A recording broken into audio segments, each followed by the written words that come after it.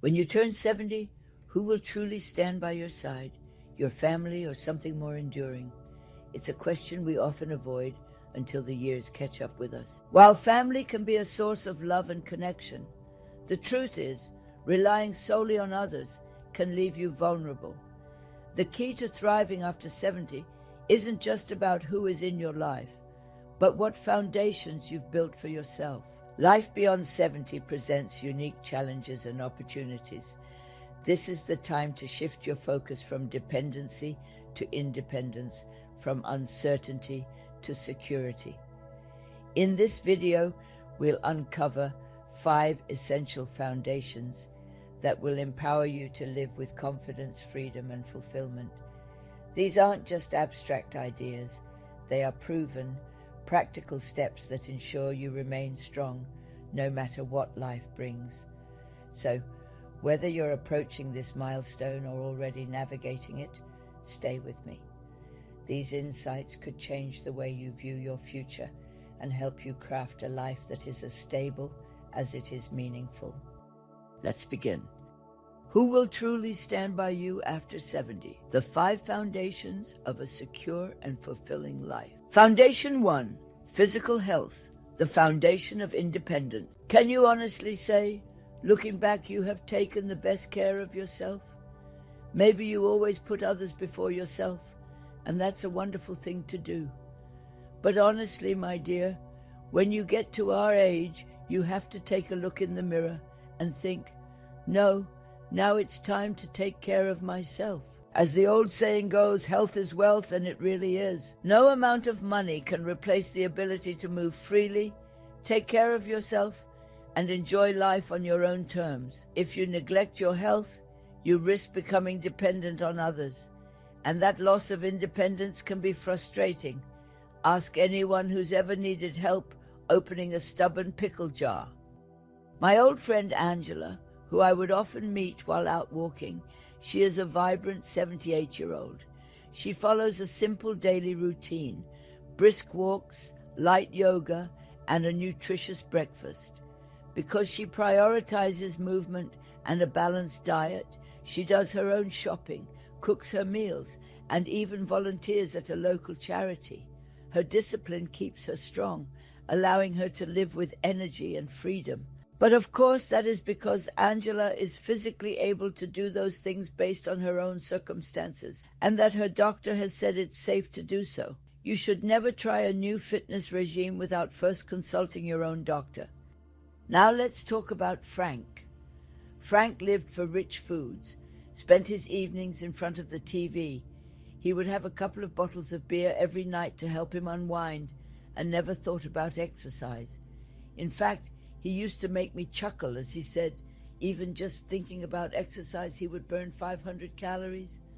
But by the time Frank reached his late 70s, he needed a cane to walk and was constantly in and out of the doctor's office. He looked back and wished he had made small changes earlier. Our bodies are wonderful things, and I don't want you to feel it's too late. We can make positive and small changes each day to help us feel better, not just in our bodies, but after a little exercise, it can really lift your mood. The best thing is, why not get an old friend involved? Maybe someone you haven't seen or spoken to in years who you have lost touch with. Now, wouldn't that be the perfect excuse for a get-together? A nice walk in the park, get some fresh air, and have a catch-up with someone you have maybe lost touch with. Here are a few short tips you could consider to get moving again. Adopt a movement habit. Start small and build it into a daily routine. Try walking 30 minutes a day, practicing gentle stretching, or even dancing in your living room. There are even yoga classes right here on YouTube you can watch for free. Movement keeps joints lubricated and muscles strong. You don't need to break out into a sweat. Just a little movement each day is the perfect starting point. Focus on balance and flexibility. I don't know about you, but sometimes even just getting out of bed in the morning, I can feel a little wobbly, the same as getting up and down from the sofa. Simple exercises like standing on one foot or practicing gentle yoga can help prevent falls, which are one of the biggest risks as we age. improve your diet. Now, I don't want to be a party pooper, but you need to cut back on processed foods, excessive sugar, and fried items. Replace them with lean proteins, leafy greens, and whole grains. That doesn't mean you can't still enjoy a sweet treat every now and again. Every Sunday afternoon I have jam and scones. You still want to enjoy life and food, but know your limits and what is a sensible amount of treats to have each week. If every meal has a treat, then, well, it's no longer a treat, but a bad habit. Stay hydrated. Many people our age can sometimes forget to drink enough water, which can lead to fatigue, dizziness, and confusion. The good news is diet soda, coffee, and tea can still count towards your daily water intake, but some of those drinks can also have other negative effects like too much caffeine or indigestion. My granddaughter recently got me a water bottle that I fill up of a morning and I keep it by me throughout the day. That has really helped me to remember to drink water. Prioritize sleep. Your body heals when you rest. If you struggle with sleep, try limiting the amount of time watching TV, using your phone or tablet. The blue light sends signals to your brain to release chemicals to make you more awake. Try creating a relaxing bedtime routine for yourself and make your sleeping environment as comfortable as possible. I personally love my blackout curtains in the summer as they help me get to sleep earlier when the light nights are here. Visit your doctor regularly. I know as we age, we can sometimes feel like we are bothering people, but preventative care is crucial. Our doctors are there to help and support us. Regular checkups can catch issues before they become major problems. My husband used to always say to me, our bodies are like cars. If you leave a problem too long, it's going to cost a fortune at the garage. Catch it early, and it's just a minor inconvenience.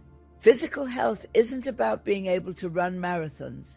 It's about maintaining the strength and mobility to live independently and enjoy your golden years to the fullest.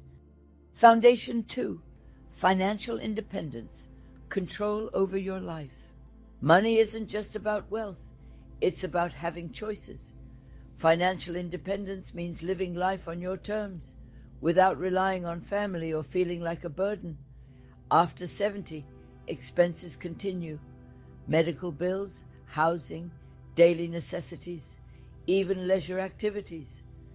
If you haven't built a financial cushion, you might find yourself at the mercy of others' decisions instead of your own wishes. Take Clive, a retired teacher in his 70s.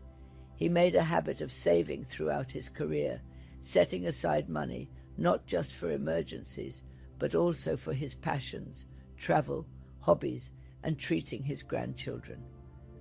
When his children moved abroad, Clive didn't have to worry about financial support. He remained self-sufficient, enjoying his retirement exactly the way he wanted. Now, let's contrast Clive's story with Barbara's. Barbara always assumed that her children would take care of her when she retired, so she never prioritized saving. When she reached her 70s, she found herself financially dependent on her son, who loved her dearly, but had his own family to support. Barbara often felt guilty for asking for help, and her sense of independence suffered. If she could go back in time, she'd tell her younger self to start planning early. Don't worry, though. If you didn't plan ahead, there are still things you can do now to get ahead. Start tracking your spending now. You might be surprised at how much goes toward things you don't actually need. I keep a notepad and pen handy. I track all my outgoings and keep receipts. Now, with modern technology, you can see everything going in and out of your bank, especially old direct debits for things you signed up to years ago but forgot about. Maybe an old gym membership, cinema pass, art class. If you struggle with technology, ask one of your children to help, or find your local community center and see if they offer any services to brush up your skills. Downsize if needed. Simplifying your lifestyle can free up extra funds for things that truly bring you joy. Maybe your house is just too big to manage. Your car is no longer needed. When you take a look at the bigger picture and where all your money is held up, you could look at ways to simplify. Prepare for unexpected expenses. Medical costs can arise suddenly, so ensure you have a plan in place for if they do. The price of gas and electric climbs higher and higher each year, so try to plan ahead. One thing I've done more recently is make an emergency fund. I put enough money to one side for the what-ifs. What if my boiler breaks down? What if I have a medical bill? What if my car breaks down? You can set yourself a goal and put a little money aside each week to achieve your goal. And honestly, not having those worries around money really does lift your mood. Financial independence is not about having millions in the bank. It's about ensuring you have enough to live comfortably and make decisions without stress or fear. Foundation 3, emotional resilience, strength from within. Life after 70 comes with major changes. Children move away, careers end, social circles shrink. Emotional resilience is what helps you adapt, find new purpose, and stay mentally strong. It's not about avoiding hardships, it's about facing them with confidence and maybe a little humor. Derek, a retired artist, once struggled with loneliness after his children relocated. At first, he felt lost, but instead of succumbing to despair, he turned inward, rediscovering his love for painting and meditation. He found peace in his creative work and even started displaying his art in local galleries, meeting like-minded people. Through resilience, he built a new life full of meaning. Now, let's consider Margaret, who lost her husband of 50 years.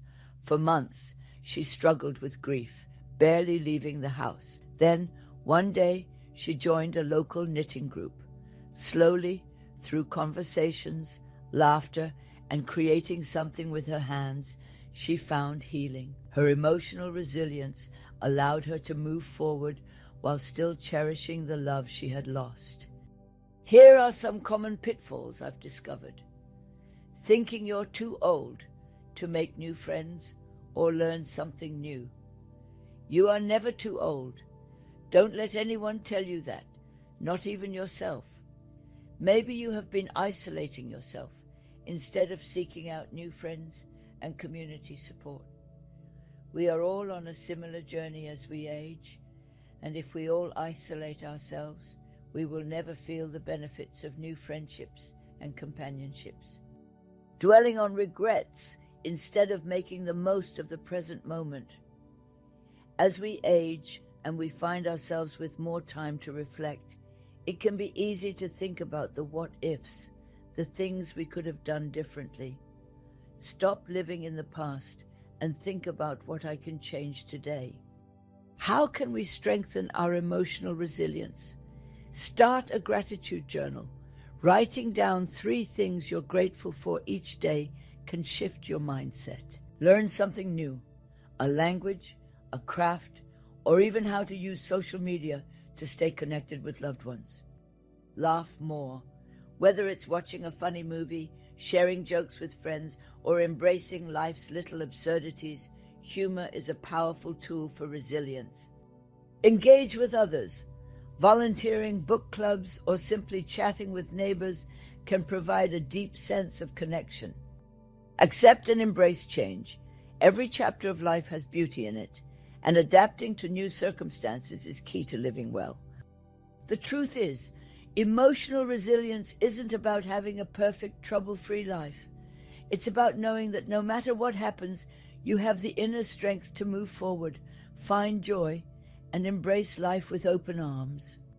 Foundation 4, a strong social circle, companionship beyond family. Listen, I know sometimes it's nice to live life in solitude and have time to reflect on the past, ponder what lies ahead for the future, but despite what some people may lead you to believe, friendships really do matter. While family is important, friendships provide companionship, encouragement, and emotional support. From small acorns to mighty oak trees grow. And let's be honest, sometimes it's just nice to chat with someone who doesn't immediately ask if you've updated your will. Imagine this. When your children move out, you join a local book club. What starts as a simple activity can lead to deep friendships, weekend trips, coffee dates, and holiday celebrations. Your social circle can become an extension of her family, enriching her daily life. You will never know where taking small and meaningful actions can take you. Now let's consider an alternative. After retiring, you find yourself increasingly isolated. Your old colleagues and friends were busy. You're not sure how to meet new people. Then you discover a senior hiking group, which not only improved his physical health, but also provided him with a new set of lifelong friends. Don't worry, I know myself all too well how frightening it can be as we age to get out of our comfort zone. But tell yourself this, you got to where you are right now, so are you really going to let small worries get in your way of living life to the fullest? I've been having a think of some ways you could expand your social circle. Why not join some clubs or groups? Anything from gardening to music appreciation can be a great way to meet like-minded people. Hosting simple gatherings can be a great way to connect. Tea and biscuits at home can go a long way in strengthening connections. Use technology to stay in touch. Video calls with old friends can make distances feel smaller. Long gone are the days of writing letters and waiting weeks and months for a reply, or even wondering if the letter had been received at all. Why not consider volunteering for a cause you believe in? It's a great way to meet people and give back at the same time. You can also become an inspiration to those much younger by setting an example. I remember about 3 years ago I went down to my local beach with the community center to do a litter pick. Let me tell you something right now. It felt so rewarding to see, even though I no longer work, I have made a difference for my local community. Of course, it would be easy to be negative and sit at home and say, why should I clean up the beach? That's what I pay taxes for. But it's not about the politics of it all. It's about people in a community coming together to improve the place they lived, not relying on the attitude of it's someone else's issue to deal with. Foundation 5, a sense of purpose, fuel for the soul. A fulfilling life doesn't end at retirement. It transforms. Having a reason to wake up every morning keeps your mind sharp, your heart full, and your spirit alive. Without purpose, life can feel monotonous. Ask yourself what you loved doing as a child. There's often a clue there. What are the things that have brought you the truest joy throughout life? Get involved in community work or mentoring. Helping others gives life meaning. Maybe you have a skill you can share with others or a hidden talent. There has never been a better time to shine than in your golden years. Stay curious and open to new experiences. Purpose isn't found, it's created. They say you can't teach an old dog new tricks. Well, here I am, that old dog trying something new and scary and putting myself out there. If I can do it, you can too. Learn a new skill or revisit an old passion. It could turn into something life-changing. You know, I'm often amazed that in this day and age, you can simply look on YouTube for free. How to garden, how to paint. You can do entire courses and explore things that when we were younger, you might have gone to study at university for. The best support doesn't just come from others. It comes from these foundations you build for yourself. Financial independence, physical health, emotional resilience, strong friendships, and a clear sense of purpose. These are the keys to a joyful, free, and meaningful life after 70. If you enjoyed this video, I would love it if you will subscribe. Give me a thumbs up, and please do leave me a comment and let me know. What is the one thing you have always wanted to try or learn that this year you are going to give your best go at learning? I love you all. Be kind to each other. Look after your neighbor, and see you again soon.